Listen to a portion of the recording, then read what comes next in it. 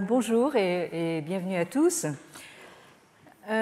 Donc la semaine dernière, nous avons vu comment le choc géopolitique frontal, un véritable clash entre la Chine et l'Occident, comprenait surtout les États-Unis, comment ce choc se traduit en termes intellectuels par une guerre des antiquités qui se déroule principalement entre universitaires chinois et américains. C'est en effet depuis la période d'ouverture et de réforme, la fameuse Kaifang, initiée par Deng Xiaoping, pour marquer la sortie du maoïsme après la fin de la révolution culturelle, donc qui s'est terminée officiellement en 1976. Donc c'est depuis cette période que s'est ouverte une véritable autoroute entre la Chine et les États-Unis, où vous avez donc un flux constant et croissant d'étudiants et d'universitaires chinois vers les États-Unis. Donc c'est une autoroute qui ne va pas exactement à sens unique, mais presque, dont je parlais déjà dans ma leçon inaugurale en 2008. Alors, c'est un flux qui va essentiellement de Chine vers les États-Unis, où beaucoup d'étudiants et d'universitaires chinois ont choisi de rester. Alors, avant la pandémie de Covid-19, le flux était tel que certaines universités américaines ont dû établir des quotas d'étudiants chinois qui, sans ces quotas, risquaient de truster toutes les places. C'est le cas de certaines universités californiennes où donc il a fallu établir ce quota parce que sinon on n'aurait eu que des étudiants chinois dans ces universités. Alors, dans ce contexte, nous nous sommes intéressés en particulier au parcours et à la carrière universitaire de ce professeur Bai Tongdong. Donc, je rappelle, né en 1970, formé à Pékin en physique nucléaire, puis converti donc à la philosophie politique. Alors, ce professeur a continué sa formation doctorale aux États-Unis, justement, à Boston, puis a enseigné plusieurs années à l'université Xavier, université jésuite de Cincinnati, avant de décider de revenir en 2010 en Chine. Donc, lui est un des assez rares, finalement, universitaires qui ont décidé de reprendre l'autoroute en sens inverse. Donc, depuis lors, il est professeur au département de philosophie de l'université Fudan de Shanghai. Donc, dans le cadre de notre cycle sur la civilisation, nous avions vu que Bai Tongdong se montre critique vis-à-vis de la revendication de la Chine comme la civilisation la plus ancienne et la seule continue au monde, mais que d'un autre côté, il défend la vision d'un monde en compétition où c'est le meilleur qui doit gagner. Or, Bai Tongdong est convaincu que la Chine a justement quelque chose de mieux à proposer que la démocratie libérale prédominante en Occident, c'est-à-dire avant tout donc aux États-Unis et accessoirement en Europe. Donc c'est à partir de ce point de vue que Bai Tongdong s'en prend au verdict de Montesquieu, ce fameux verdict sur la Chine qualifiée de despotique, verdict qui, selon Bai, premièrement est erroné et deuxièmement est venu s'imposer à la Chine au moment où elle succombait à la colonisation occidentale et japonaise à la fin du XIXe et au début du XXe siècle. Donc ici, Baetongdong semble reprendre à son compte le récit, le fameux récit sur le siècle des humiliations, entre le milieu du XIXe et le milieu du XXe, où enfin donc le Parti communiste chinois en 1949 est venu délivrer donc la Chine de son joug colonial. Alors, ce verdict de Montesquieu, résumé dans la fameuse petite phrase que vous connaissez maintenant par cœur, a fait couler beaucoup d'encre en Chine depuis plus d'un siècle et encore aujourd'hui. Alors d'abord sur le mode de l'appropriation entre la fin du XIXe et la première moitié du XXe, c'est-à-dire que dans ce premier temps d'appropriation, vous avez des intellectuels chinois modernes qui embrassent tous, à qui mieux mieux, la thèse d'une Chine impériale despotique, pour mieux justement la rejeter. Et ensuite, beaucoup plus récemment, on est passé au mode du rejet, surtout depuis la dernière décennie, un rejet qui conteste justement ce verdict du fait qu'il est d'origine européenne. Et c'est une contestation qui revendique haut et fort la spécificité de la trajectoire historique de la Chine, spécificité qui continue à s'affirmer aujourd'hui. Vous connaissez le refrain donc du socialisme aux caractéristiques chinoises. Alors, pour sa part, Baetongdong ne nie pas que la Chine puisse devenir despotique, ça c'est quelque chose de tout à fait possible, mais pour lui, il s'agit clairement d'un avatar moderne dont la cause est extérieure à la Chine. Alors, nous avons vu la dernière fois que selon lui, la faute est à Montesquieu, et ensuite au Japon, qui a servi de relais justement au verdict de Montesquieu. Alors, selon Paet, les Japonais avaient intérêt à présenter la Chine comme despotique pour mieux la rejeter hors du cercle des nations éclairées et donc justifier ainsi leur entreprise de colonisation de la Chine, qui a effectivement commencé donc dans la première moitié du XXe siècle et qui s'est terminée par une occupation totale donc du territoire chinois.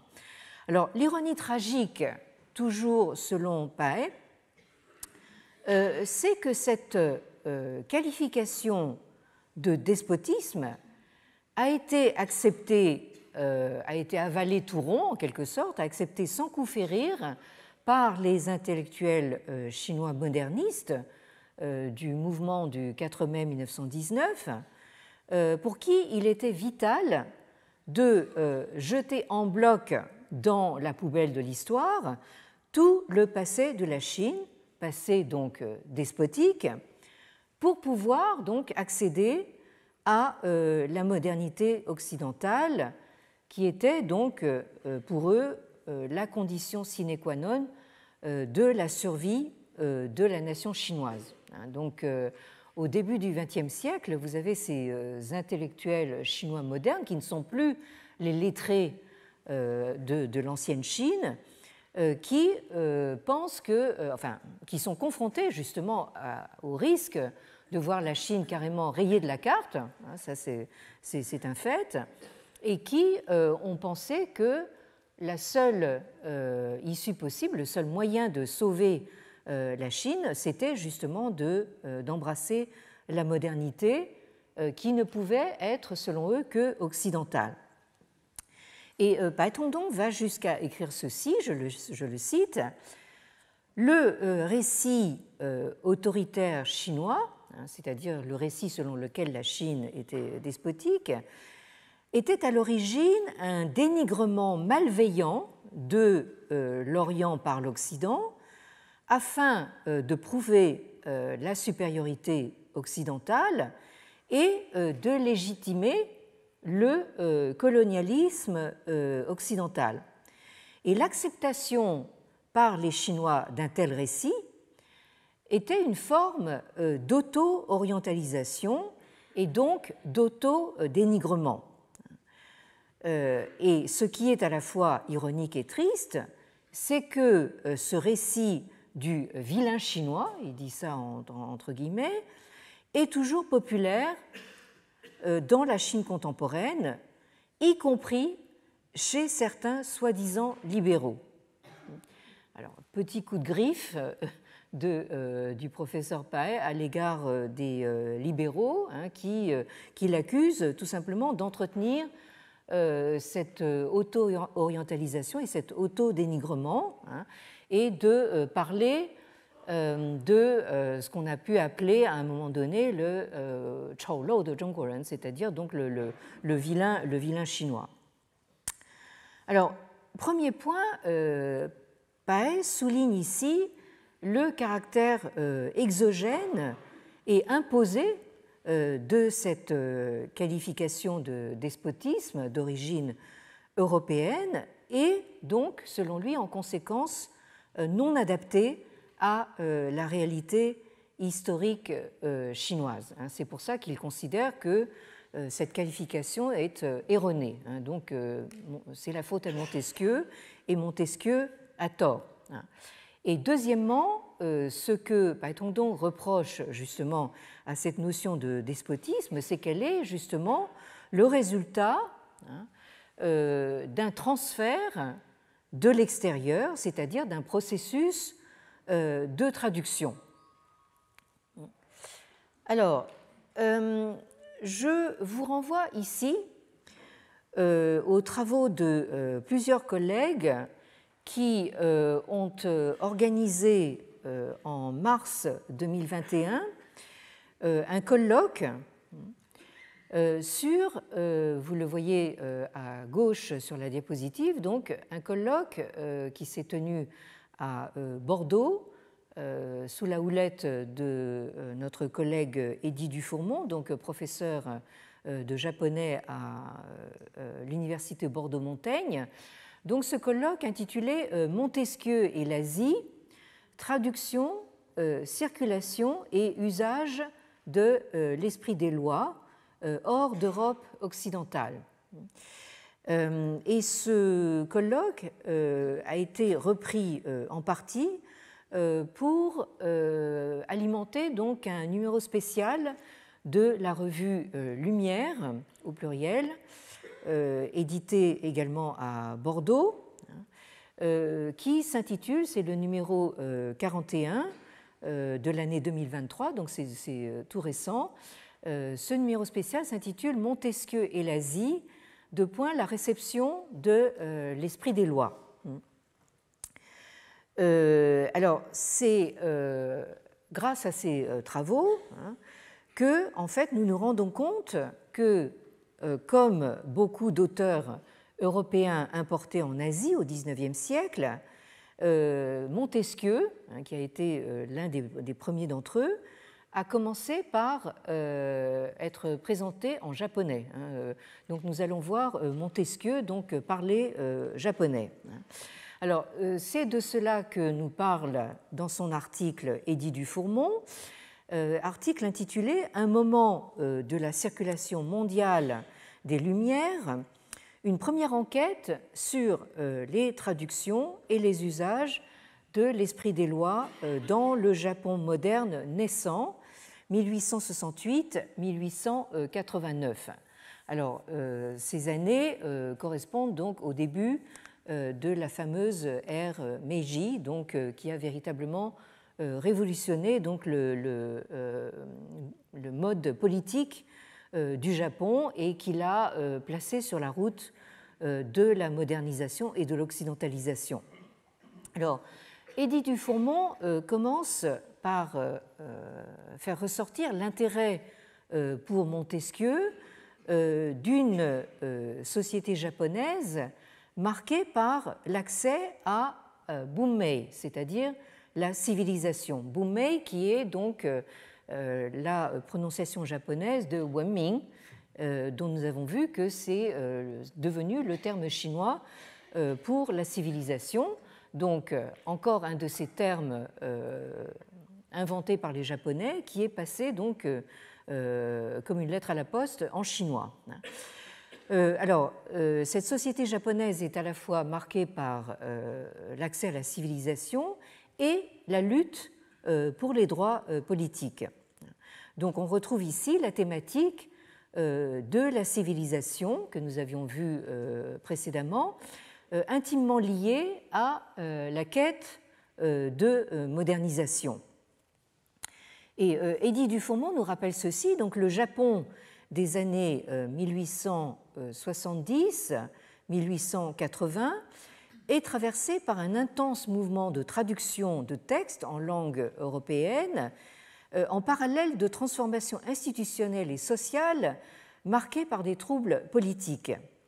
Durant cette période de découverte de notions complètement nouvelles, le nouveau régime de 1868, c'est-à-dire donc de cette ère Meiji, qui veut dire justement gouvernement éclairé ou gouvernement par les Lumières, donc ce nouveau régime donne une nette préférence pour le droit dans le choix des traductions.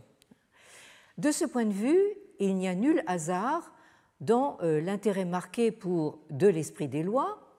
Cette œuvre de Montesquieu est, avec Du contrat social de Jean-Jacques Rousseau, le seul texte francophone traduit durant la période, et ce, plusieurs fois.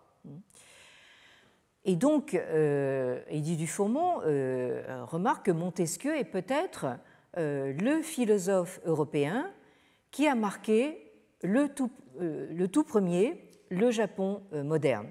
En effet, le document qui établit le projet de gouvernement après le coup d'État de 1868, le mémoire sur le gouvernement, dont vous avez le titre en japonais, première ligne sur la diapositive, le Seitaisho, propose pour la première fois une séparation entre les trois pouvoirs, Sanken Bunritsu. Alors, vous avez d'abord le pouvoir législatif, le Rippo, le pouvoir exécutif, Gyoho, et le pouvoir judiciaire, Shiho. Donc là, vous reconnaissez quelque chose de très familier pour nous, mais qui était évidemment tout nouveau dans le Japon de 1868.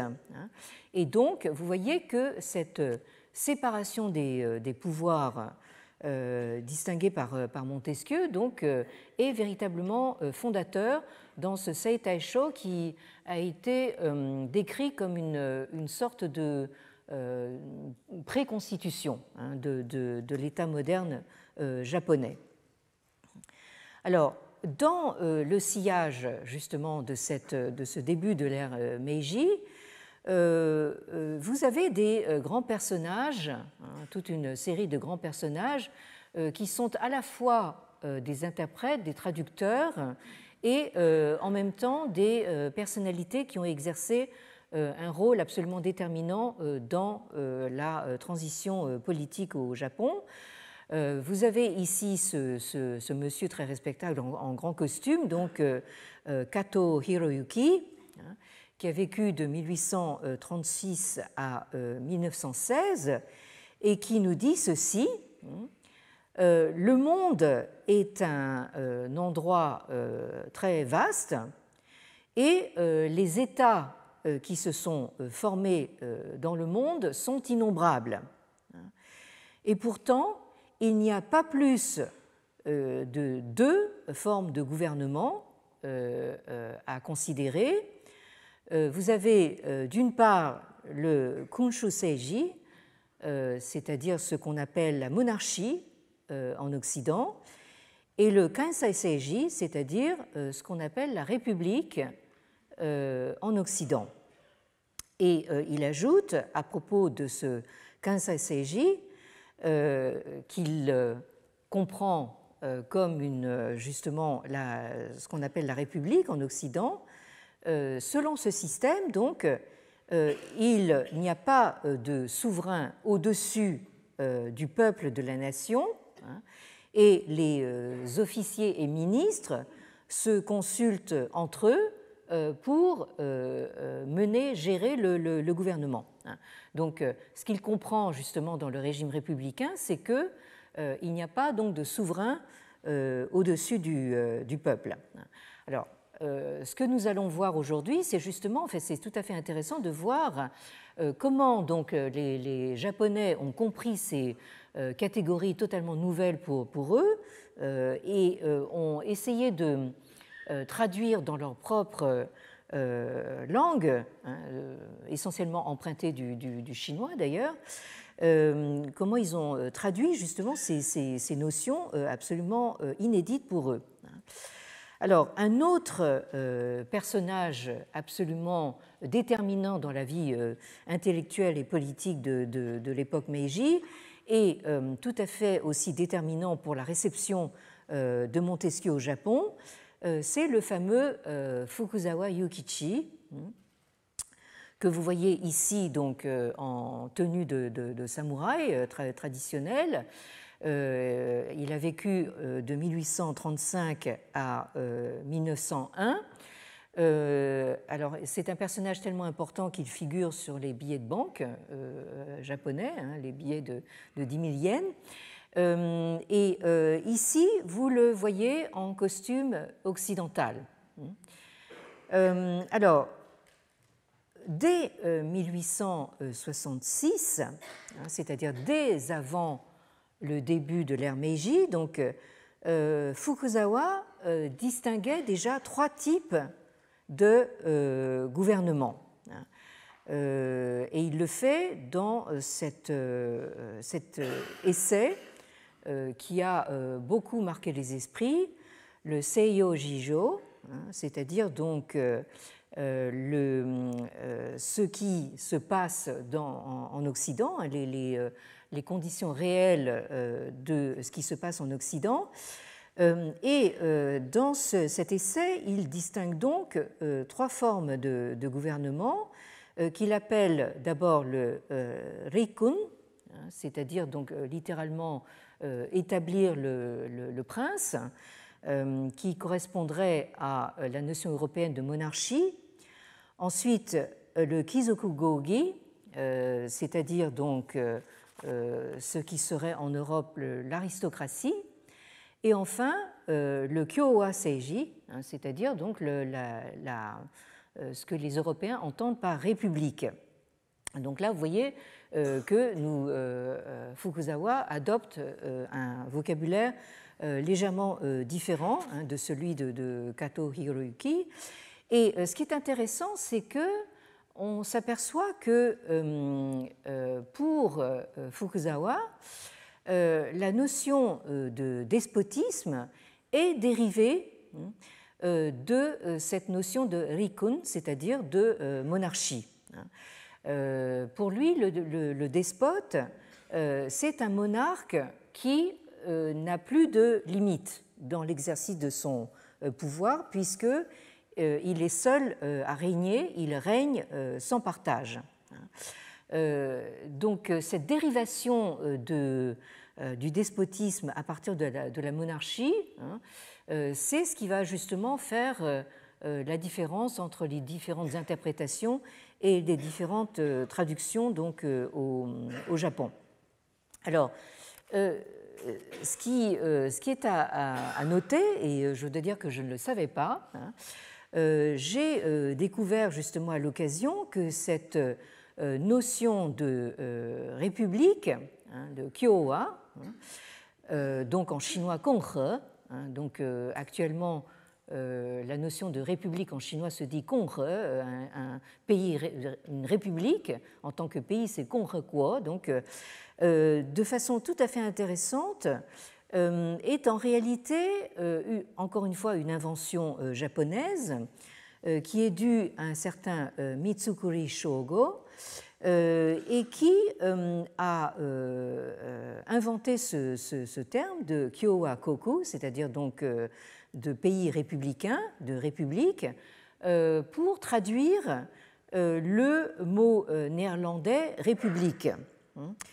Et pour ce faire, en fait, il a repris un nom de règne, Kongre, c'est qui veut dire littéralement l'harmonie commune, un nom de règne d'un roi de la dynastie Zhou, Zhou Liwang, qui a régné donc au IXe siècle avant Jésus-Christ. Donc ça, c'est pour dire que en Chine, on a tendance à oublier justement cette médiation japonaise dans non seulement la traduction de toutes ces œuvres occidentales dans une langue asiatique, mais aussi en fait l'invention, tous les néologismes qu'ont créés donc les Japonais pour traduire des notions tout à fait nouvelles.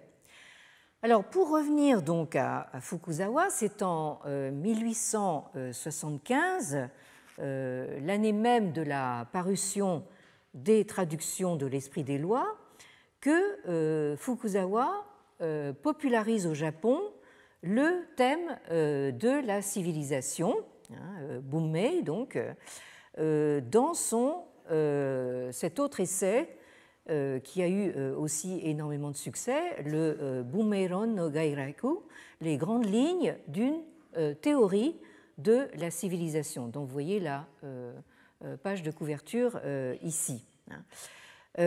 Donc Fukuzawa est non seulement donc un passeur, un traducteur, mais c'est aussi l'un des fondateurs de la société de l'an 6 de Meiji, la Meirokusha, qui rassemble dès 1874 les premiers intellectuels formés à l'européenne. Alors tous ces intellectuels regroupés dans cette association, cette société, se font les avocats des réformes radicales de la société japonaise au nom de la civilisation. Et c'est intéressant pour nous de savoir que Fukuzawa fonde ses thèses d'abord sur l'ouvrage de François Guizot, l'histoire générale de la civilisation en Europe, ainsi que sur The History of Civilization in England de Henry Thomas Buckle, donc l'histoire de la civilisation en Angleterre, dont les propos sont probablement inspirés par l'esprit des lois, mais bizarrement, Fukuzawa ne cite jamais directement le nom de Montesquieu. Alors, un autre personnage justement déterminant pour la présentation de Montesquieu au Japon et en Asie plus généralement, c'est ce monsieur qui est une personnalité très attachante, qui est mort, comme vous voyez, de façon assez prématurée, donc qui est né en 1847, mort en 1901, et qui s'appelle donc Nakae Chōmin, et qui est donc d'abord connu pour son rôle central dans le transfert des idées de Jean-Jacques Rousseau et du républicanisme français. Et c'est de nouveau donc à Édith Dufourmont et à Jacques Joly que nous devons cette retraduction donc en français des écrits sur Rousseau et les droits du peuple par Nakae Chōmin. Donc nous avons ici un exercice assez particulier qui a consisté à restituer en français donc ce que Nakae Chōmin a traduit de Rousseau en chinois classique. Et c'est pour cette raison que nous avons inclus ce volume dans notre collection bleue, que vous connaissez maintenant, aux belles lettres, les budets chinois. Et comme j'y insiste très, très souvent, cette série ne couvre pas uniquement donc, des ouvrages chinois, en chinois classique, mais également tout ce qui a été écrit en chinois classique par des lettrés ou intellectuels japonais, coréens et on attend encore vietnamiens. Alors, ce que Nakai Chomin a fait pour Rousseau, il l'a fait également pour Montesquieu, puisque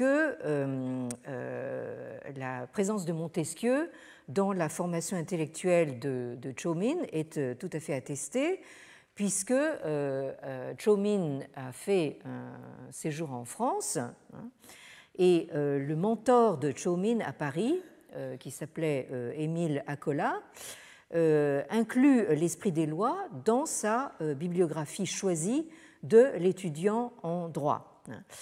Et à son retour au Japon, Chomin a ouvert une école des études françaises, le Futsugaku Juku, et ses premiers disciples donc ont eu l'occasion d'étudier dans leur cursus l'ouvrage de Montesquieu, La Considération sur les causes de la grandeur des Romains et de leur décadence, et ce à quoi c'est venu s'ajouter de l'esprit des lois. Donc là, vous avez véritablement dans le cursus d'une école très francophile et francisante, donc au Japon, ces ouvrages de Montesquieu qui figurent en bonne place dans le cursus. Alors, en 1882, dans l'un de ses articles, Chomin fait de Mencius et de Confucius, donc nos philosophes chinois, les pendants asiatiques de Montesquieu et Rousseau, qu'il décrit tous comme des modèles incompris dans leur temps. Ça, c'est tout à fait intéressant. Vous avez cette appropriation donc, de Montesquieu et Rousseau comme un petit peu les Confucius et Mencius de l'Asie. Alors, dans les dialogues politiques entre trois ivrognes, c'est le titre d'un roman, un politique de Chomin qui lui a valu un très grand succès en 1887. L'un des personnages fait l'éloge de Montesquieu en ces termes. Et là, je cite donc la traduction par toujours Édith Dufourmont et Christine Lévy de ces dialogues politiques entre trois ivrognes, paru aux éditions du CNRS en 2008. Donc l'un des personnages dit ceci: le constitutionnalisme se trouve à mi-chemin du despotisme monarchique et de la démocratie. Il ressemble au despotisme monarchique car le prestige sacré du souverain permet de réprimer les ambitions excessives, mais il garantit la liberté au peuple comme dans la démocratie. C'est un système qui associe les avantages des deux systèmes et qui ne présente aucun de leurs inconvénients. Montesquieu, dans son ouvrage De l'esprit des lois, John Stuart Mill, dans son livre Representative Government, ont soutenu tous deux que le système politique devait être adapté au niveau de développement atteint par le peuple. Donc ici, nous avons donc un intellectuel japonais qui défend l'idée donc, que le Japon de son époque, nous sommes à la toute fin du XIXe siècle, a atteint justement ce niveau de développement pour accueillir donc, cette transition politique.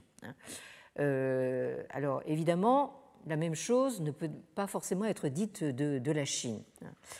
Et le même personnage ajoute ceci, citation, donc certains Occidentaux affirment que les gens des pays libres sont aimables et ne cherchent pas querelle aux autres, tandis que les habitants des pays despotiques sont orgueilleux et se montrent agressifs. C'est la vérité. Nous pouvons constater que le système de la liberté est bénéfique non seulement sur le plan matériel, tant pour la vie quotidienne du peuple que pour ses activités, mais aussi par l'anoblissement des cœurs, c'est indéniable. Ah, chère liberté, si je te rejetais, quelle cause pourrais-je embrasser à ta place?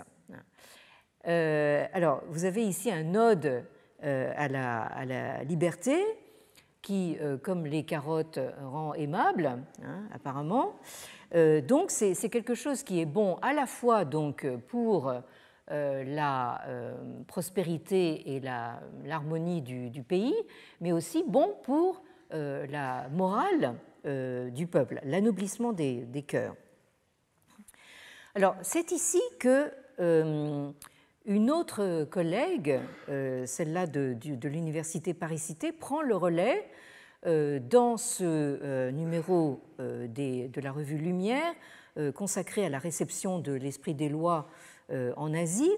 Il s'agit donc de la professeure Céline Wang, de son nom chinois Wang Xiaoling, qui enseigne donc à l'Université Paris-Cité et qui est connue pour ses travaux de la réception de Rousseau en Chine. Et donc, elle a commis également un article dans ce même numéro de la revue Lumière qu'elle a intitulé « Traduction et diffusion de l'esprit des lois en Chine au début du XXe siècle, l'apport de Montesquieu au républicanisme naissant ». Alors, elle commence par, elle aussi, constater que l'esprit des lois de Montesquieu est l'une des toutes premières œuvres occidentales à avoir été introduite en Chine, dans la période entre 1856 et 1911, période qui a donc précédé immédiatement l'effondrement définitif de la dernière dynastie impériale, la dynastie mandchoue des Qing en 1911. Et Céline Wang distingue dans ce processus de réception trois périodes. Donc, durant la première, de 1864 à 1898, l'esprit des lois est brièvement mentionné dans des ouvrages généraux qui portent sur l'histoire ou les lois mondiales. Alors, il s'agit ici de la période qui sépare en fait le début de l'ère Meiji au Japon, 1868, et 1898, c'est-à-dire le tout premier mouvement de réforme du système politique chinois mené par donc les réformistes Kang Youwei et Liang Qichao, dont nous parlerons tout de suite plus tard. Alors, donc il y a une première période, ensuite une seconde qui s'étend de 1899 à 1904, qui est caractérisée par la parution des premières traductions partielles de l'esprit des lois qui passent par le Japon et qui passent ensuite en Chine, et qui permet donc de diffuser les idées principales de Montesquieu. Et ensuite, il y a une troisième période entre 1905 et 1911, c'est-à-dire donc l'effondrement de la dynastie Qing et l'établissement de la première république chinoise avec Sun Yat-sen. Donc cette troisième période voit la parution d'une version chinoise quasi complète et l'utilisation tant par les réformistes que par les révolutionnaires chinois des idées de Montesquieu pour étayer leurs positions politiques respectives. Et il faudra attendre 1961 pour que paraisse la première version chinoise intégrale de l'esprit des lois que vous voyez tout en bas de la diapositive. La diapositive n'est pas forcément très claire, mais vous voyez un petit peu justement tout le processus de traduction par lequel on est passé pour aboutir en 1961, c'est-à-dire une date vraiment tardive, à enfin une traduction complète. Alors, dans la deuxième période distinguée par Céline Wang, vous avez de nouveau, donc, on pourrait dire, un passeur japonais du nom de Okamoto Kansuke, dont vous voyez le nom ici à l'image, qui a vécu entre 1839 et 1904, et qui a rédigé donc un Bankokushiki, c'est-à-dire une histoire du monde. Alors, le monde, il utilise en fait une expression chinoise qui veut dire les 10 000 pays et qui désigne donc la multiplicité donc, des pays dans le monde.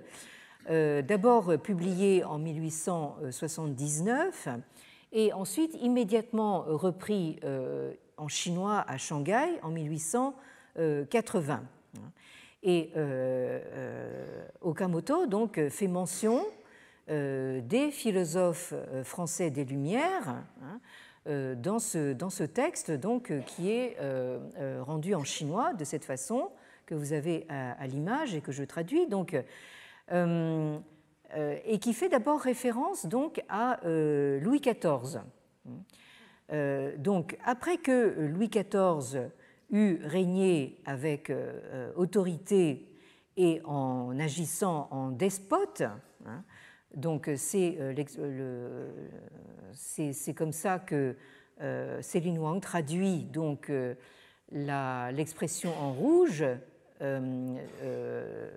qu'on lirait en chinois Junzhuzheng, c'est-à-dire donc le régime politique par le prince. Alors d'autres princes se sont mis à l'imiter et évidemment le peuple en a grandement souffert. Et c'est alors qu'apparurent des philosophes éminents. Alors l'expression en chinois c'est en fait des taru, c'est-à-dire des grands lettrés confucéens, tels que Montesquieu, Voltaire et Rousseau. Alors, ces grands lettrés confucéens donc, ont rédigé des livres qui s'attaquent justement au gouvernement par la force et qui prônent, autre expression donc soulignée en rouge, c'est-à-dire donc la théorie du gouvernement par soi-même, de l'autogouvernement, afin de contenir l'autorité monarchique et promouvoir ainsi le minquan, c'est-à-dire le pouvoir du peuple, ce que vous avez aussi en rouge.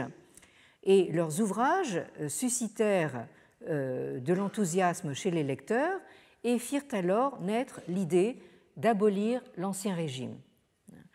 Donc là, ce qui est tout à fait intéressant, c'est que notre auteur japonais a bien compris que, en fait, les idées de Montesquieu et des philosophes français des Lumières s'attaquent justement, en réalité, au mode de gouvernement de Louis XIV, qui était qualifié justement de monarchie absolue, c'est-à-dire, au fond, de monarchie sans frein, sans limitation, et c'est dans ces termes-là que les Japonais ont commencé par comprendre ce qu'était le despotisme, c'est-à-dire, comme je le disais tout à l'heure, donc une monarchie sans aucune limitation.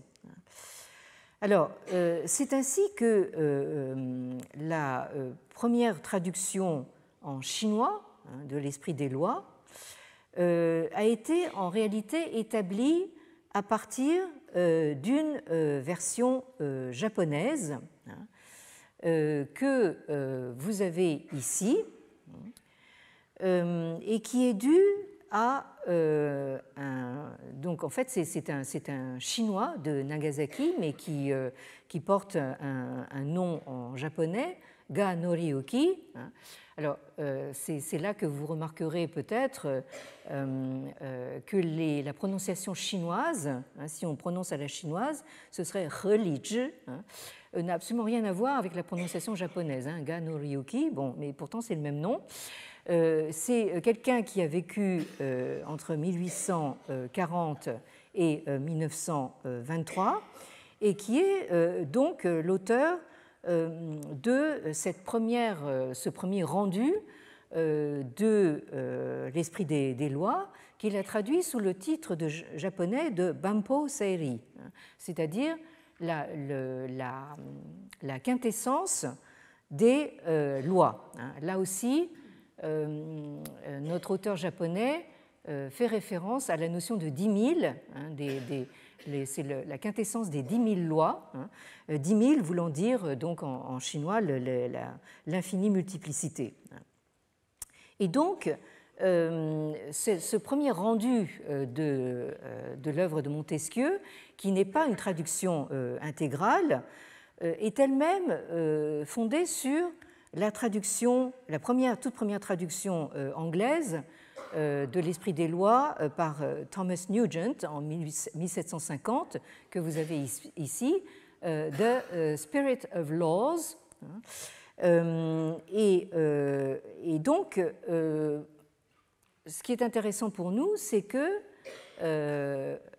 Ga Noriyuki, hein, notre traducteur japonais, hein, retient la traduction de la notion de despotisme, non pas en faisant référence justement à la monarchie, mais par un terme spécifique qui est en chinois donc zhuanzhi.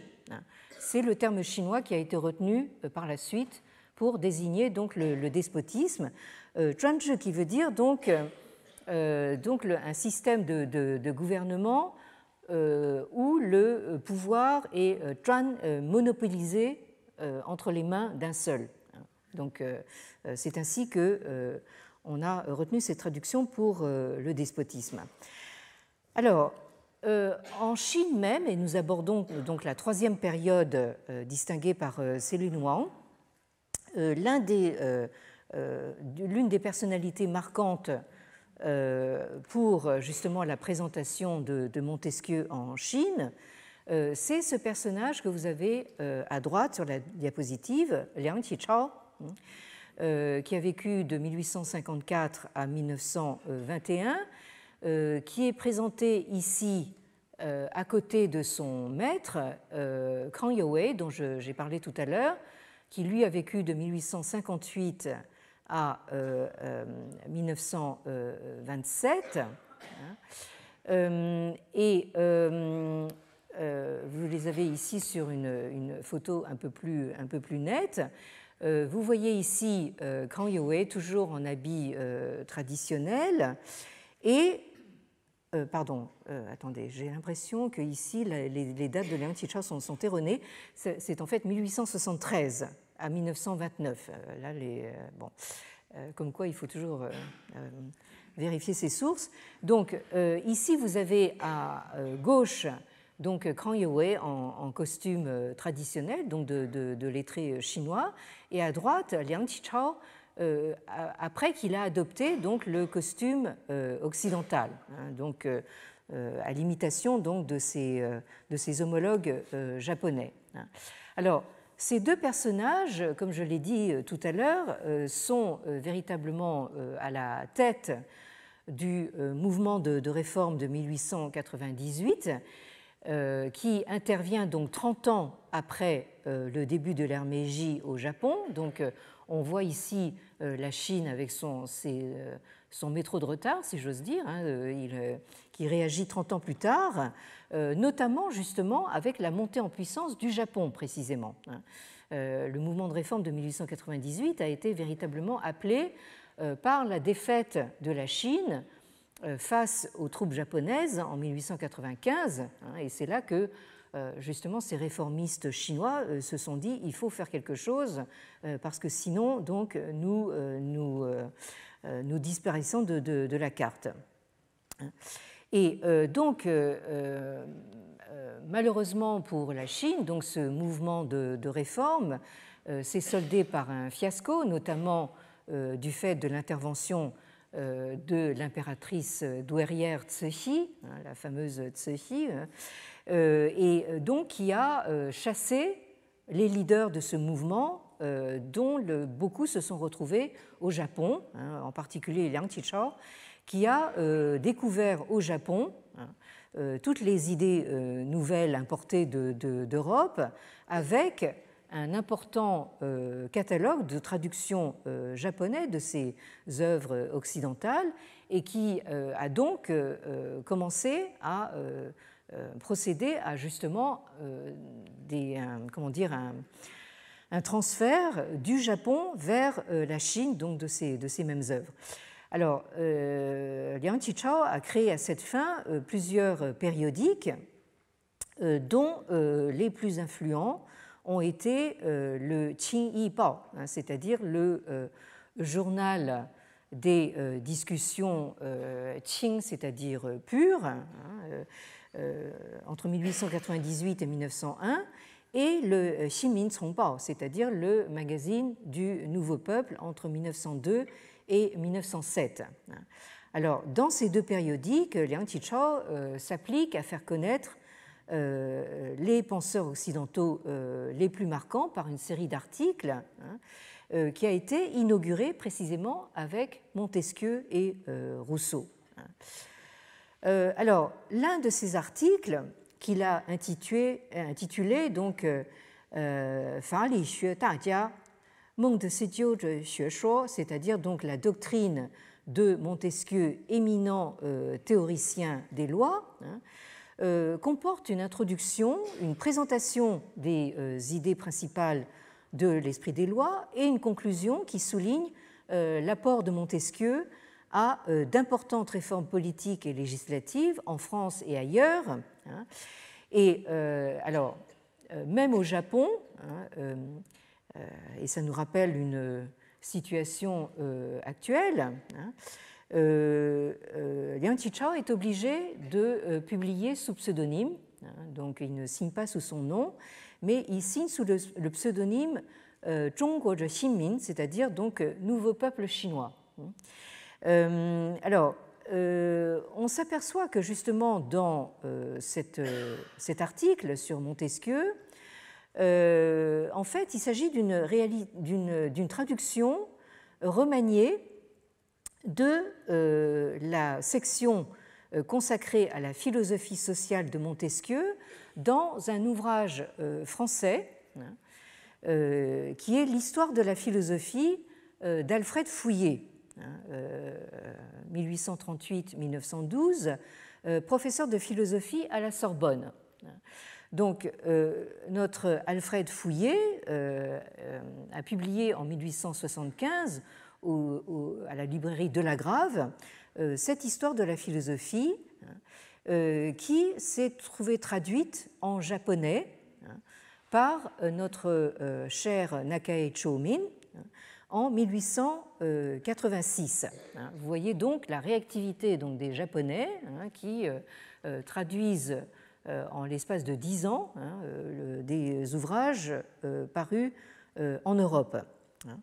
Et on peut supposer que Liang Qichao, qui ne lisait pas le français, donc, a dû comprendre le texte de Montesquieu à partir donc de la traduction en japonais par Chōmin du livre de Monsieur Fouillé. Donc là, vous voyez comment nous circulons entre les langues.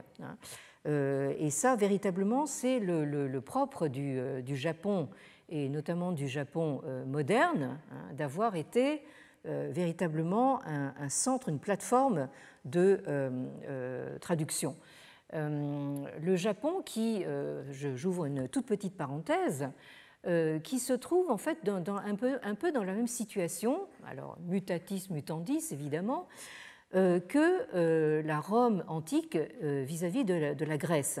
C'est-à-dire donc les Romains se sont d'emblée trouvés dans une situation de diglossie, puisque en fait tout Romain instruit se devait évidemment de connaître le grec. Donc vous avez le cas évidemment très célèbre de Cicéron, donc, qui était aussi, enfin, il maniait aussi couramment le grec que le latin, et de la même façon, les lettrés japonais se sont retrouvés d'emblée aussi dans cette situation de diglossie, puisque l'écriture japonaise a été empruntée en fait aux Chinois, et donc, mais les Japonais ont utilisé cette écriture et cette langue classique chinoise pour s'exprimer tout en ayant eux-mêmes donc leur propre langue japonaise. Alors, vous avez ici la traduction en chinois des notions principales de l'esprit des lois par Liang Qichao, avec les dates exactes cette fois-ci, 1873-1929. Donc, vous avez donc la notion de loi qui est traduite par Fa Lu. Donc, Fa, c'est donc en fait c'est la notion de loi en général, qui peut s'employer au singulier comme au pluriel, et les lus sont en fait plus proches en fait de la notion de code, c'est-à-dire donc le détail des lois en application. Ensuite, vous avez les trois espèces de gouvernement distinguées par Montesquieu, donc les Sanda Zhengti Lun, c'est-à-dire donc la théorie des trois grands systèmes politiques. Alors ces trois espèces de gouvernement, vous avez donc en premier lieu le despotisme avec la reprise de l'expression de Okamoto, donc Zhuanzhi Zhengti. Donc le régime politique part avec une concentration du pouvoir entre les mains d'un seul. La monarchie, le Li Jun Zhengti. Alors là, vous reconnaissez peut-être l'expression japonaise qui désignait la monarchie, le Rikun japonais, le Li Jun chinois, donc l'établissement du pouvoir du prince. Et ensuite, la République, Gonghe Zhengti, c'est-à-dire donc là aussi ce néologisme japonais, donc inspiré d'un nom de règne de la dynastie antique des Zhou. Et ensuite, vous avez également, notion de Montesquieu par excellence, la séparation des trois pouvoirs, qui reprend à peu près mot à mot donc justement les interprétations japonaises, les Sanquan Fenli Shuo, c'est-à-dire donc la théorie des Sanquan, c'est-à-dire des trois pouvoirs Fenli, c'est-à-dire qui sont séparés, la séparation des trois pouvoirs. Vous avez le pouvoir législatif, le Li Fa Quan, c'est-à-dire le pouvoir d'établir les lois, le pouvoir exécutif, Xing Fa Quan, c'est-à-dire donc le pouvoir d'appliquer, de